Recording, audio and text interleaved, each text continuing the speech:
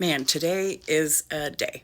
And with the energy, it's either the best day or the worst day to talk about this. So I'm either asking for a shitstorm or we're going to have a really good conversation today. We shall see. Okay, stick with me. This is a journey. The other day, I watched the movie Babygirl because a lot of you recommended it to me. It took all that I had after watching that movie to not come on here and be like, what? I was kind of sad that so many expressed that movie, that it was like really hot. I wanted to be like, we don't have like a male loneliness epidemic. We have like a connection epidemic. But I do want to talk about what the movie brings up because I've seen a lot of misspeak about the dog in the movie. Actually trying to be a good content creator and show you stuff. Babygirl, this movie, yeah? Nicole Kidman. There is a running theme of this dog and how this boy tames the dog. A lot of talk about her being a bitch and submissive. I'm not saying that's wrong at all.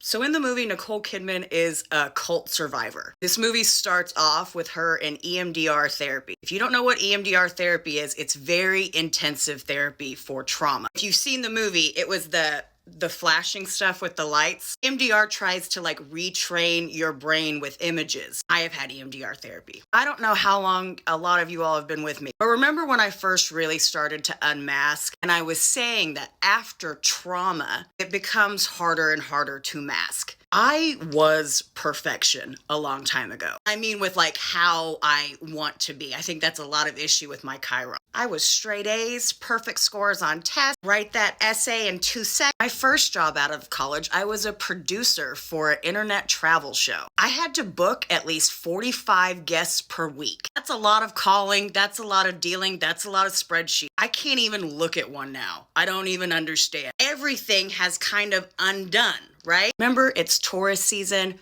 Taurus is the sign of the body, of reminding us where we come from, where our pleasure lies. Chiron is the centaur. He's the centaur that floats in between Saturn and Uranus. He's the wounded healer that heals himself through healing others. We talk about it a lot, that is the wound where the light gets in. Chiron is the key. So the big overall reaching thing that I saw with Babygirl that I connected with was as we get traumatized, we keep peeling back. We can't mask anymore. We return to our natural state, our animal state. And a lot of the pain of Chiron comes from the shame of just being human, of human needs in some sort of way, of that connection. So what does that mean?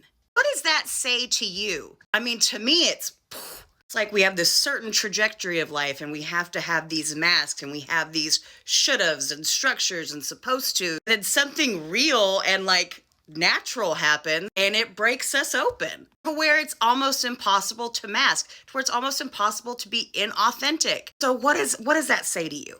I would love to know. This is a great way to start before we go into our Chiron series. It's a lot of shame of the body, but like the Chiron return, the Chiron awakening, it's all unraveling. It's all undoing to your true self. But like, why do we have to have so much pain to get there? Like that movie could have ended a lot quicker if Nicole could have just told her husband that she can't look at him and wants to be done from behind. But she can't even tell her husband of 20 years that. Why?